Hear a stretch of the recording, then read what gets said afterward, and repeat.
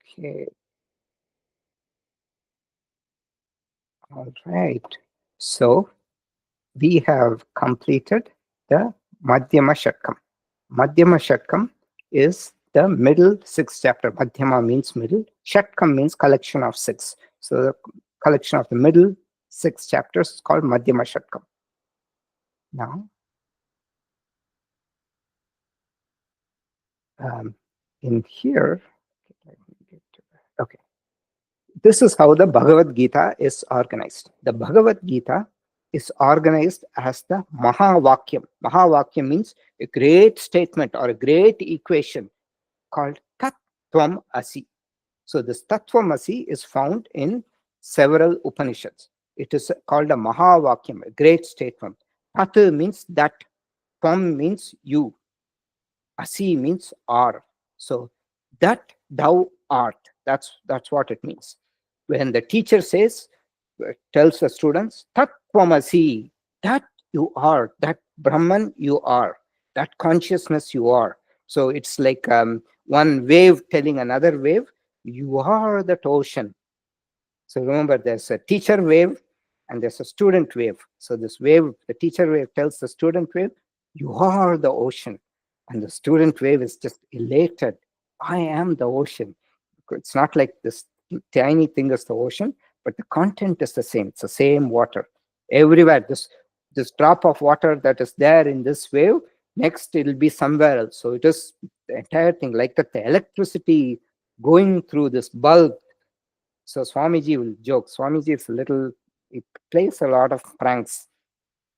It's a bulb example he likes to give because he says our bodies are also like a bulb, he says. But anyway, that's Swamiji's prank. So this bulb, in the bulb, there is this filament, and that is like the mind. The filament is dull, but when the electricity passes through that, it as though gives light. And this electricity is the same electricity passing in the grid into the same electrons. They go round and round and come back. So it is the same thing passing through all the bodies, like that the consciousness is the same. So this is the Mahavakyam. Why is it called a Vakyam, great statement? You don't say it's an equation. You don't say 5 is equal to 5 and say it's a great equation. But if the two sides are the same, you don't say 5 is equal to 6 and say it's a great equation. The two are obviously different. But when two seemingly look different, 6 is equal to 5 plus 1. 6, or you can say 10 is equal to 1 million minus, or 1 million plus 10 minus 1 million. Same value is 10, but it looks like two large numbers on both sides, and you have this tiny number. But it looks different, but the answer is the same. So the Brahman, it looks very big, and the Paramatma, Paramatma refers to the entire cosmos plus the entire consciousness. Jivatma refers to us little mind-body complex with this little reflected consciousness. The consciousness is still the same. It's like electricity. It pervades everywhere. Okay, so the Jivatma and the Paramatma. So in the Prathama Shatkam, it is the Jiva Swarupam, nature of the Jiva. Then in the Madhyama Shatkam, it is the Ishvara Swarupam. That's what was seen. Ishvara is nothing but the Maya, the matter, plus the consciousness. And in the Charama Shatkam, last 6 chapters, Jivatma, Paramatma, Swarupa Aikyam, the oneness of Jivatma and Paramatma. Of course, Jivatma is small, Paramatma is huge. Paramatma is the entire universe. That's the Vibhuti Yoga. That's why Bhagavan talks all the great things in the universe, the Himalayas, it's my manifestation. I come as all these. And I am the sculptor, I am the material. It is like a spider, abhinna nimitta upadana karanam. I am both the material and the instrumental cause. And in the Prathama Shatkam, what was emphasized was prayatna, your self-effort, karma yoga. And in the second chapter, in bhakti, what's emphasized? It is devotion, Ishvara Dhyana, meditation on God. And in the final, it is jnanam, That's knowledge which sees all this. So prayatna, karma yoga, prayatna, and here it is Ishvara Anugraha, the grace of God. Bhakti, by bhakti, you get Ishvara Anugraha. And in the Charama Shatkam, what is emphasized is Satguna, or values to purify the mind. Okay. So Tvam is the Prathama Shatkam, Tat, it is the Madhyama Shatkam, that Ishvara, and the Asipadartham, or the equality, is what's emphasized in the Charama Shatkam, which will start soon. Okay, so is that clear? So it starts with the 7th chapter. The 7th and the 9th chapter are very similar. 7th chapter is called Jnana Vijnana Yoga. Jnana refers to common knowledge, physics, chemistry. Vijnanam refers to the knowledge of the Atma. V means special. Vishesha Jnanam, it's called Vijnanam. Vishesha means special. So 7th and the 9th, as I said, are very similar. So introduction to the knowledge of the nature of God with and without attributes. Ishvara Swarupa Jnanam. Swarupam is the knowledge word, true nature of God with and without attributes.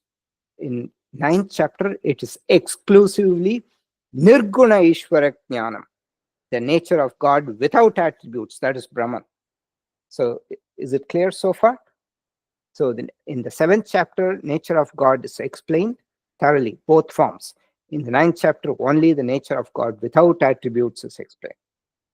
In the third point is cause and remedy for human samsara and suffering. Samsara means the transmigration of birth, death, and cause and remedy. And then Bhagavan talks about 2 types of bhakti based on motive, Sakama Bhakti and Nishkama Bhakti. And in the 9th chapter, he goes a little further and talks about the greatness of bhakti. Okay? So 7th and 9th are very similar. So if you see the big picture, you can connect all the dots together. That's why I'm giving the big picture. So you have 7, 8, 9, 10, 11, 12. So what about the 8th chapter? The 8th chapter is a oddball chapter, because in the 8th chapter, he's talking about Nishkama, Saguna, Ishvara, Upasana. So that is Nishkama, means without any selfish desires. I want to attain moksha. He talks about attaining moksha through this path. And this path is called Krama Muktihi. It is not a direct path. It is an indirect path where you do worship of Saguna Ishvara. Saguna Ishvara means Ishvara with form. That is Krishna, Rama, all those forms, or Jesus, whatever it is. That, or as the entire universe. I am, oh, the great Kailash, it is manifestation of Ishvara. Himalayas is manifestation of Ishvara. The entire ocean is so big. I meditate on the ocean.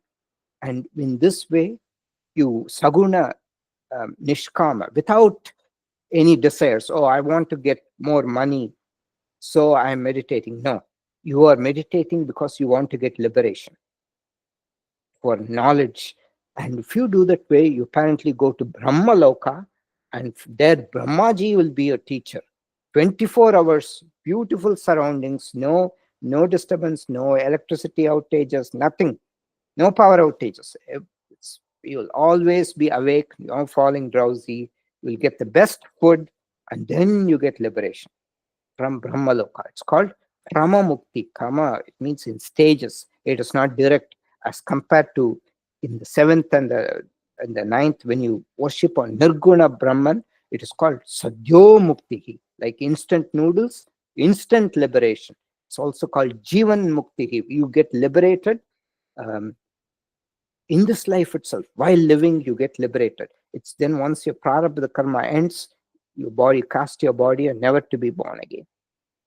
Or after this janma, what will happen? Videha muktihi. Videha means you leave the body and you get mukti. So you get jivan mukti while living, and then once your karma is exhausted, you get videha mukti. So Saguna Ishvara Jnanam, he calls it Jnanam. Saguna is God exists as creation. There exists distinction between God and devotee.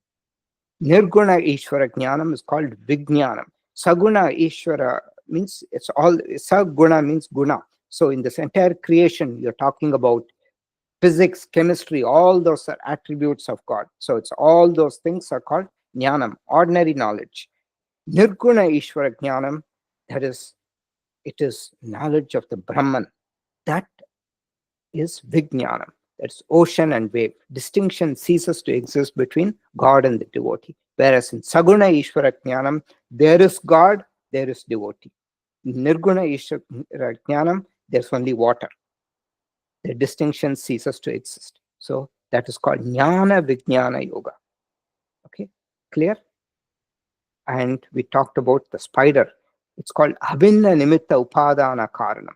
Yator Urna Nabi. Urna Nabi, he means spider, one which produces still from the Nabi, from the navel or the stomach. So as the spider creates and absorbs, same cause, the spider can protract its web, that is during pralaya. It can put the web from its Nabi, from its stomach, and it can retract. So the God is compared to the spider. It's like spider. It is both the intelligent and the material cause. Creation is explained this way in the Upanishads, and Bhagavan talks about it. The Ishvara consists of two parts: para prakriti, the higher nature, consciousness, intelligent cause, and the apara prakriti, which is the material universe, the matter which is inert. It is also called maya. It is in the unmanifested form. When the pralayam happens, all the matter resolve into what? Into maya. Maya, it's like, I can say it's like energy, but it's not energy. It's the resolved form, and then it comes. So the the male principle is the consciousness, the female principle is the maya. And the maya, they say it can be mama maya duratya. You can get caught up with the material aspects of the universe, and you can go sidetracked. Okay, so this is the nature of Ishvara. Ishvara consists of consciousness and matter. So far, everything clear? It's very important. Ishvara is the entire thing. We call it Ishvara.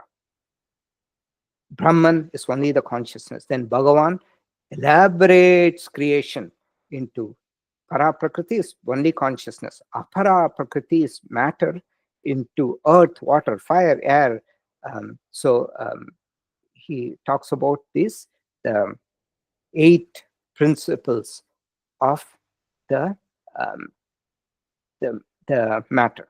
So these are the 8 principles. And the verse where he says apareyamitas tvanyam prakritim vidhi me param jiva bhutam mahabaho yahedam dharyate jagat bhumirapo nalo vayuhu kammano buddhirevacha ahankara iti yamme bhinna prakriti rashtada. Earth, water, fire, this is my prakriti, is divided in this 8-fold way. He says that. Okay. So Ishvara Swarupam, that is Ishvara Swarupam. Bhagavan is para prakriti plus apara prakriti. Ishvara is the 2 forms. Jagat, Bhagavan is the creator. Shrishti, Sthiti, Laya Karanam is creator, preserver, and the destroyer of the universe. And Bhagavan's form is Vishwarupam. His form is the universe. That is the form of Bhagavan. Bhagavan is Satya, Jagat is Mithya. Ishvara has independent existence, universe has dependent existence. And then the bhakti, the manda bhakti or the dull devotion, lowest form of bhakti. It is pursuit of artha, kama, and sometimes dharma with Bhagavan as the means. Madhyama bhakti is the intermediate state of bhakti where Bhagavan becomes the end in itself. And the uttama bhakti is when you know that you are Bhagavan. Look, it is like a sacrilegious statement, right? In Christianity or other religions, if you say you are God, they'll kill you. But here it's Aham Brahmasmi, I am God. Even though I have the body, my true nature, the one that's observing, is that same Brahman. See how profound the statement is. So that is the seventh chapter. Seventh and the ninth are very similar. And the eighth chapter is called Akshara Brahma Yoga. The Akshara Brahma, it's nothing to um, uh, about the topic of this chapter. It's just the last, it starts with this Aksharam Brahma Paramam Swabhavathyatmam Uchyate. So that's why it's called Akshara Brahma. Sometimes the name of the chapter has nothing to do with the content. This is a classic example. Okay. And in this chapter, it is about Ishvara Dhyana, meditation on God in the Saguna Nishkama meditation, which is Nishkama, um, Saguna, Nishkama, Saguna, Ishvara Bhakti. Eighth chapter only talks about moksha through this path. It's called Krama Muktihi, or liberation in stages, because you go to Brahma Loka and then get liberated. It's an odd chapter placed between the seventh and the ninth for the sake of completion. Seventh and the ninth highlight moksha through Nishkama, Nirguna Ishvara Bhakti, or instant liberation. Eighth chapter is called Akshara Brahma Yoga, as I said, only because Krishna's teaching starts with the word Akshara Brahma Paramam. So it's should have been titled Prayana Kala Ishvara Smarana Yoga. When you are dying, what should you remember? You remember God, so that your next life, it's whatever you remember at the time of death, that you will become in your next life, is what Bhagavan says. It is indirect liberation. And Kama Mukti involves remembering God at the time of death. For this, one has to practice Saguna Ishvara Upasana for a length of time. Then one goes to Brahma Loka, attains the knowledge. Only through knowledge you can get liberated. It is an indirect and difficult path compared to Sadhyo Mukti. So, Sakama, Saguna Ishvara Upasana, this is selfish desires. That's what in the lowest rung of the ladder in the Bhakti Yoga, we saw that, right? Selfish, but you worship God, you give all your actions to God. That is the lowest form. Then the next form is Nishkama, where you do it for a higher purpose. Still you worship Rama, Krishna, or Himalayas, whatever. Then you worship, think of God at the time of death. You go to Brahma Loka, gain this knowledge, and you gain Mukti. Or the other option is Nishkama Nirguna Ishvara Jnanam, where you meditate on yourself without any desires. That is called instant liberation. That is the contents of 7 and 9, whereas this is the content of chapter 8, where you go to liberation. So we will, and there Bhagavan talks about different lokas. Brahma Loka is the highest heaven, Bhuloka, where we are, and 2, 3, 4, 5, 6, and then Brahmaloka, and then the lower worlds, -1, -2, all the Saktala, Vitala, Patala, all those things, the lower worlds. Okay, so we will stop here because we are out of time.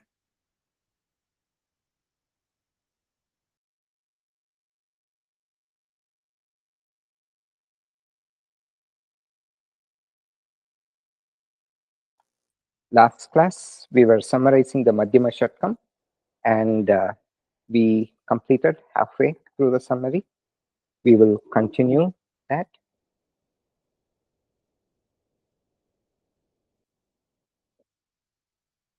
So we saw that the seventh, so the entire Madhyama Shatkam is about Ishvara. And the topics that are covered are the Ishvara Swarupam, the nature of the Ishvara, then about Bhakti, how to attain Ishvara, meditation on Ishvara, how to attain Ishvara, and about Ishvara Anugraha. So in the first Shatkam, it is Prayatna, self-effort, but you also need Ishvara Anugraha. That is, when you surrender, when you see the big picture, Ishvara Anugraha doesn't mean, oh, there's a jealous God, there's a vengeful God that you worship. No, Ishvara Anugraha means when you understand the vastness of the universe and the nature of God, that then the mind settles and nature will bless you. It's not like God will bless you. The way it works, all the rules, laws of physics and everything, when you follow, nature will bless you. When your mind becomes calm, you will be able to do a lot of things. So that is Ishvara Anugraha. That's a third topic. So first topic is Ishvara Swarupam. Second topic is meditation, Ishvara Dhyanam, how to meditate on Ishvara. And the third topic is Ishvara Anugraha. And the seventh and ninth chapter are very similar. They talk about Ishvara Swarupam. Seventh chapter talks about both Saguna and Nirguna Ishvara Swarupam. And we'll see the ninth chapter exclusively talks about Nirguna Ishvara Swarupam. So we saw in the last class that there are two paths. You can worship Saguna Ishvara. That is Nishkama Saguna Ishvara Upasana. Nishkama means without selfish desires, without the need to get money. I'm worshipping Ishvara to get money. No, that's not that. I'm worshipping Ishvara to get liberation, to understand myself, my higher nature, and get mukti. So this process is a roundabout process. Bhagavan calls it Krama. It's called Krama Mukti. It's described in the Kathopanishad. Yama talks about Krama Mukti to Nachiketa. And the Krama Mukti is a very difficult process. So Bhagavan discourages people from this highest state of the best way to go to liberation is Jnanam. Once you know the true nature of yourself and the universe, then that's the Sadhyo Mukti. It's called instantaneous liberation. Whereas in the Krama Mukti, you have to do a lot of things. And a lot of things are, you have to go to Brahmaloka, you have to remember God at the time of death, and you have to do a lot of pranayama, acrobatics. So in the 8th chapter, Krishna very in great details, he talks about all this acrobatics that you have to do at the time of death. And let's look at one of these shlokas to give you a feel for how difficult the Kama Mukti is. So,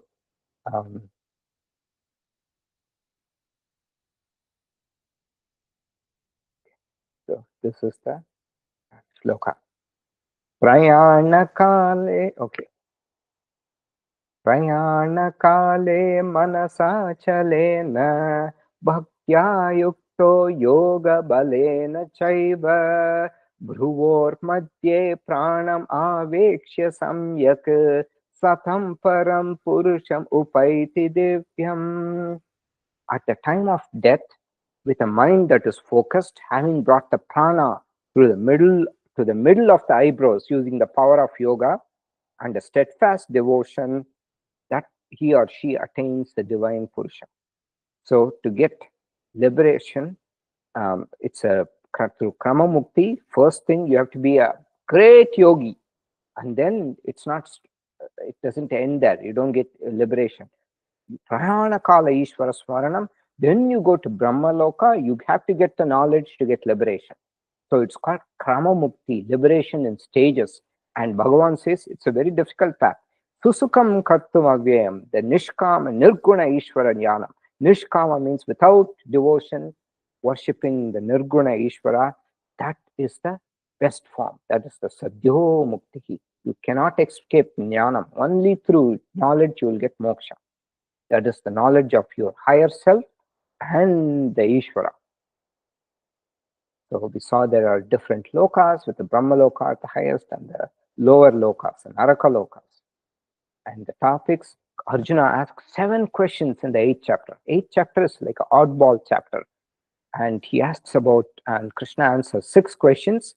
The rest of the chapter from 5 through the end of the 28 or 27, it is the significance and method of remembering God at the time of death. Prayana Kala Ishvara Smaranam. In fact, this chapter should have been called Prayana Kala Ishvara Smarana Yoga.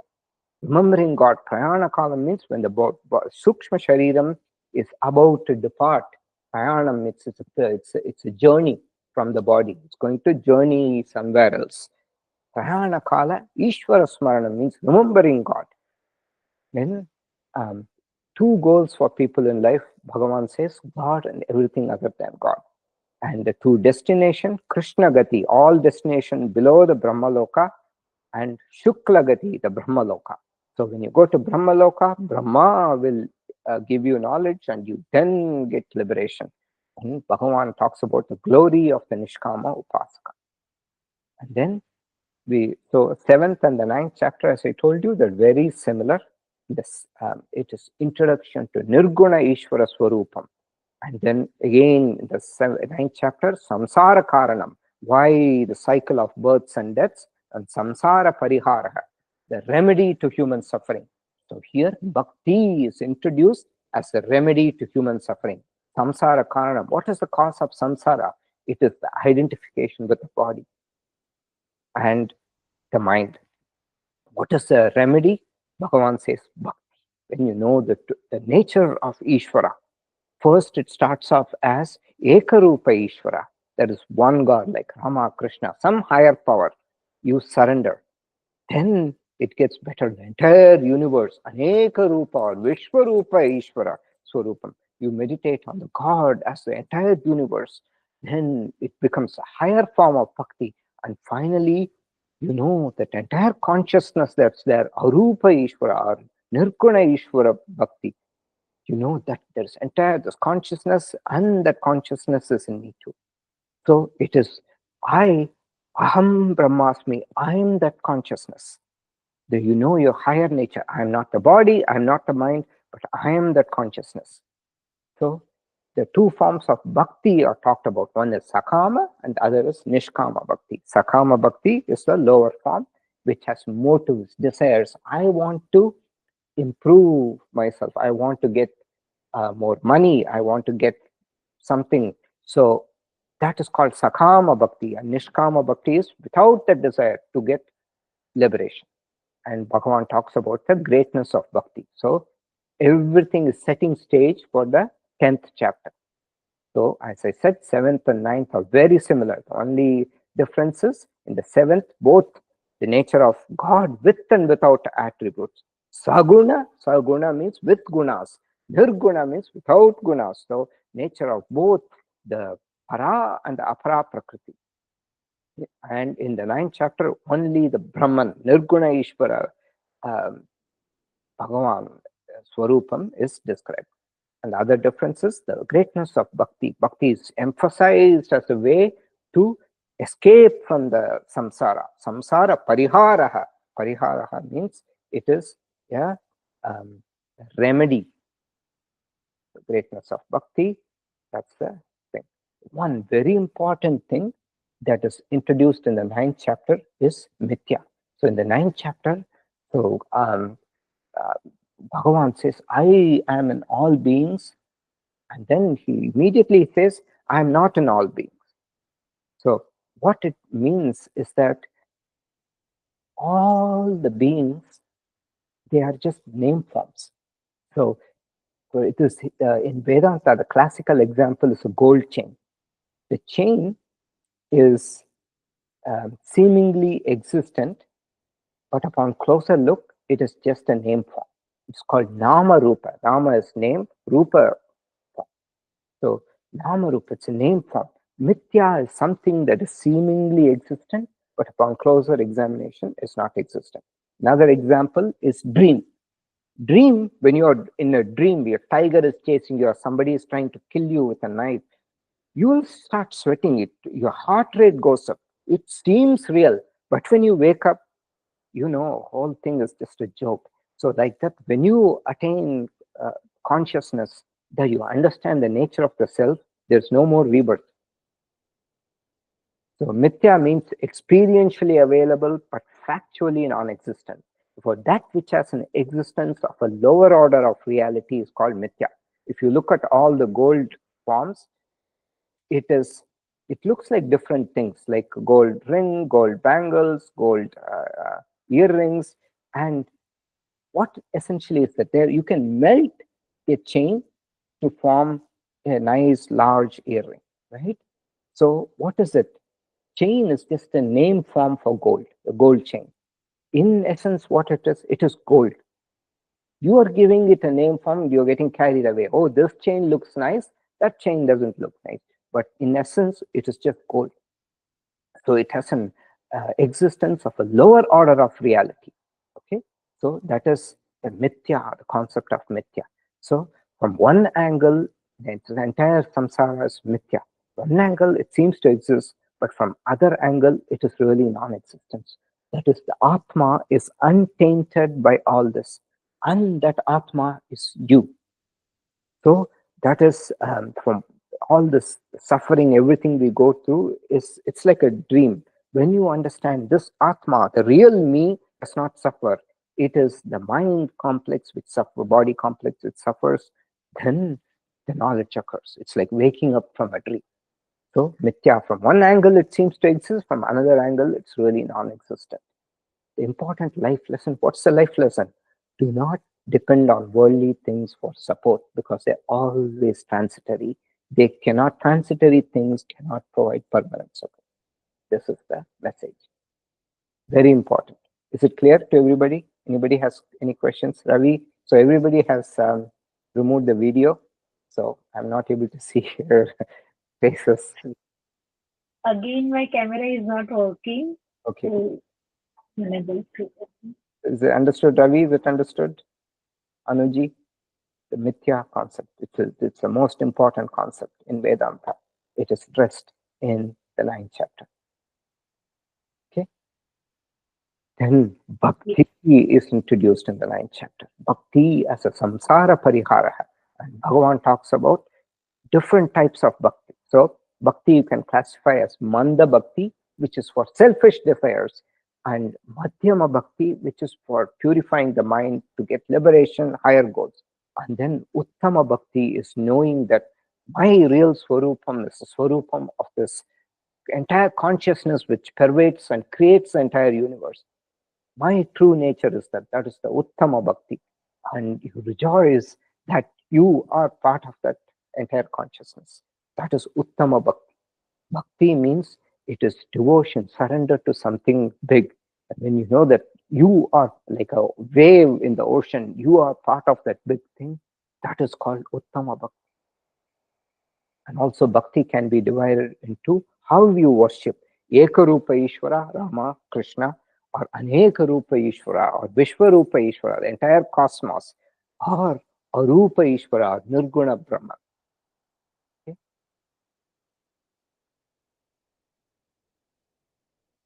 Okay. The other thing, Bhagavan, so the entire Bhagavad Gita is a text for the common man, for a lay person. Very beautiful shloka.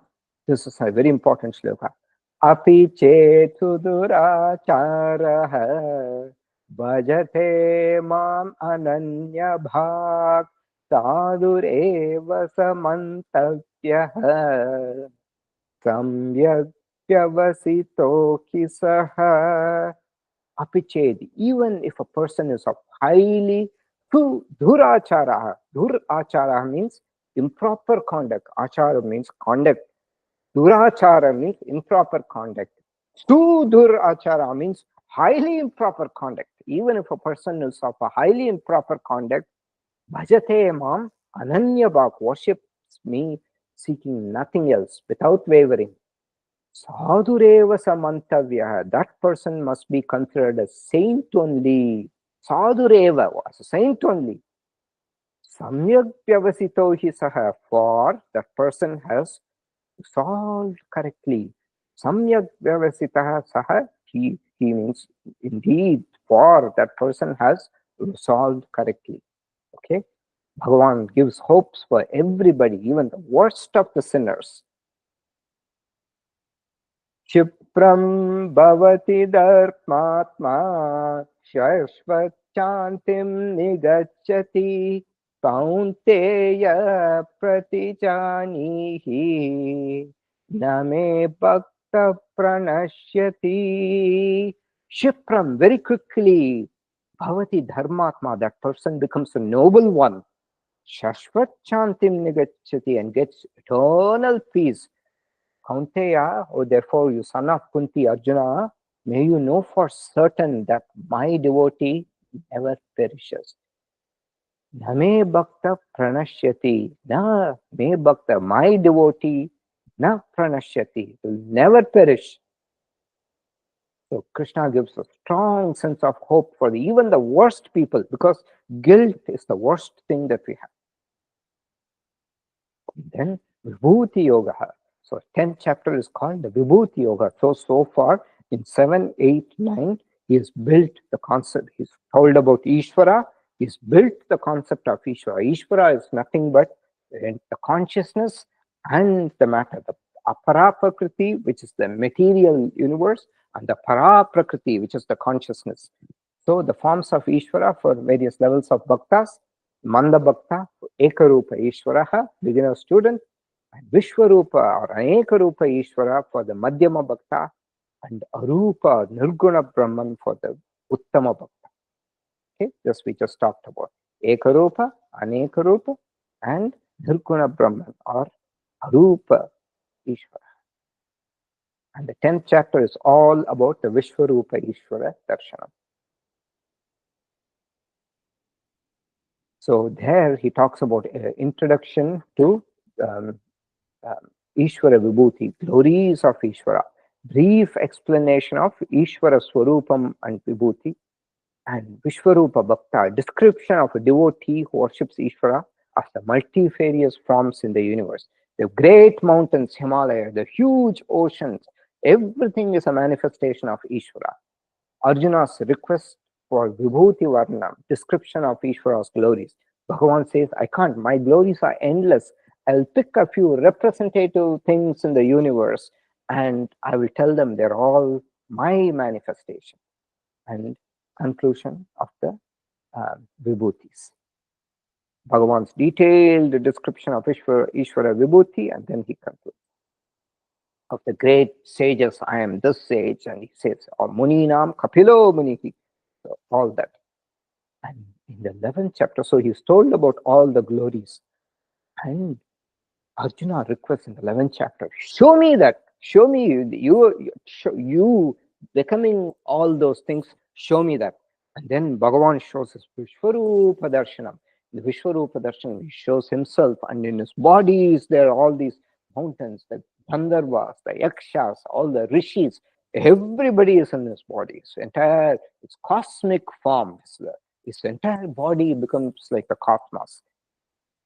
Vishwarupa Darshana Yoga, that's the 11th chapter, which we chanted this morning. And here, it's a culmination of the nature of Ishvara described in chapters 7, 9, and 10. Ishvara is both the instrumental and the material cause. It's called Abhinna Nimitta Upadana Karana. We saw that last in the summary. The example of a spider. Spider produces web and it also weaves the web. It's the instrumental cause and it's the material cause. So a carpenter is the instrumental cause for a desk. Wood is the material cause. But in this case, the spider is both the Abhinna Nimitta Upadana Karanam. So both the material and the instrumental cause. Nimittam, it's instrumental. Padana, it's a material. So blessed by this Brahman, this one material cause manifests as various forms in the universe. So blessed by the Brahman, the consciousness makes this material. The material in the latent form is called Maya. When it manifests, it becomes the materials forming the universe, the Bhutam, all the Panchabhutani. And so Bhagavan very clearly says that so Prakriti Mano as a mind, as the sixth sense, I manifest as everything. So Bhumir Apo Nalo Vayuhu Kham Mano Buddhirevacha Ahankaramiti Yamme Na Prakriti Ashtada. 8/4 is my matter. So all the 5 elements, and then he talks about intellect, mind, all these things, and those reflect as the universe. And there is all these are name forms, and there's only one thing. It's like all the ornaments, they're just name forms. What is there? Only gold, ring, chain, etc. are name forms. Similarly, Himalayas, ocean, everything is just a name form, but in reality, it is just Bhagavan. Ishvara evolved this universe, it's called Prapancha, and all the name forms in the universe resolved is Ishvara. When you look at the world as the embodiment of Ishvara, it is called Vishwarupa Darshanam. So, Vishwarupa Darshanam is not an extraordinary object, it is an extraordinary attitude towards the ordinary universe. So, Natu mam shakyase drashtum anenaiva swachakshusha divyam dadami te chakshuhu Pashyame yogam aishwaram. Bhagavan says, Arjuna, you don't have the mental maturity to see the entire universe as my manifestation. Therefore, but temporarily, I will purify your mind by giving you cosmic vision. So the physical eyes of yours are not good enough. I will grant you divine vision. Behold my majestic opulence. Pashyame yogam aishwaram. So there is attitude, a very important point, attitudinal versus physical appreciation. Antiques sometimes sell for 10,000 times their ordinary value. Like a cricket bat that's used by the famous Don Bradman, sold for 10,000 times its value. So like that, it is the attitudinal change towards the universe. The same Himalayas, it's just like a mountain. But when you see it is God's manifestation, that change is wonderful. Like you go to Kailash and you see this big like rock, and it's like divine. That's And then you get a special feeling towards it. And we saw the forms of Ishvara for various levels of bhaktas. That's also mentioned. And so here Arjuna requests for Vishwarupa Darshanam, and Arjuna is stunned and speechless at seeing the glory. And so he's just stunned, he's not speechless. Then Sanjaya narrates this portion. Arjuna's first phase is Ashcharyam, he's wonderstruck. Arjuna's second phase is fear because he is not ready, his mind is not ready. Then Arjuna asks, who really are you? It was so scary. And Krishna answers Arjuna's question on who he really is. Arjuna's third phase after that is surrender. And then Bhagavan concludes with Upasamhara on the Vishwarupa Darshan. The final chapter in the Madhyama Shatkam is Bhakti Yoga, which we just completed. So you know all about it. So Krishna, the gradation of sadhanas, the different practices to attain liberation, he divides it into Karma Yoga, Jnana Yoga. To study the Jnanam, your mind has to be stable. So you have to do a lot of practices to stabilize the mind. Good lifestyle, all that, Yama, Niyama, all the asana, pranayama, that's called Karma Yoga. And then there is Jnana Yoga, which is the study of the knowledge. So Bhagavan in the second chapter divides it into two. And then the Karma Yoga itself can be divided into extroverted activities and introverted activities. Extroverted activities are physical things that you do, pranayama, asana, and also good lifestyle, fasting, all that. And then introverted activities is meditation, upasana. The scriptures divide this two. Krishna simplifies. The scriptures divide into three. Jnana Yoga is still the same. Study of scriptures to gain knowledge. Then to further simplify is, because if we just, Krishna says, come here, most people will flunk. It's too high a step for us to read. Krishna then divides the Karma Yoga into two, Upasana Yoga into two, Jnana Yoga is remaining the same. So the 5 steps are, he says, even the selfish desires, accommodate materials, people, you want something, do it, but do it as a complete offering to Bhagavan. So you're not worried about the few fruits of action, karma phala tyagam. So you just, because if you keep thinking about the result, so let's say you pray to God, you do puja, worship, the whole idea is to calm your mind down. It is not to get your mind thinking about how good if I chant the name 108 times, will I get a bigger benefit as compared to chanting it 32 times? That should not be the goal. The entire idea is to still the mind so clarity comes. So Bhagavan says, selfish desires are fine. You want to get money, no problem. You can keep it all to yourself. But remove the karma phala tyagam. Don't think about the results. offer it as a dedication to me. And then um, Karma Yoga Lakshana Bhakti, Karma Yoga Lakshana Bhakti level 2, less selfish desires, more Nishkama Karma for the charity, for the greater good, or just purification of the mind so I can attain higher states of mind and eventually know myself and Bhagavan. And at the end, you know them to be the same. Then the meditation is also divided. We saw that meditation is divided into two upasana. The first is Eka Rupa Ishvara Dhyanam, then Aneka Rupa Ishvara Dhyanam. Finally, Jnana Yoga Lakshana Bhakti, which remains the same. This is how the five sadhanas from the point of view of bhakti. And then other topic is the qualities of a great devotee. Parabhakta Lakshanani. Lakshana means quality. Parabhakta, a great devotee's qualities. Why is Bhagavan talking about it? Anybody wants to say? Ravi, you want to say why Bhagavan is talking about the qualities of a great devotee? It is quite Patya, Ravi, Anuji. Anybody wants to answer this question? No. Yeah, nobody? Okay. He's talking about the qualities of a great devotee because as the great devotees, the how they behave, others will try to emulate. That's why Bhagavan is talking about the qualities of great devotee. Great devotee also is a great yogi. So Bhagavan wants everybody to emulate, to adopt that lifestyle. Yeah, that completes the summary of the Madhyama Shatkam. And stop recording.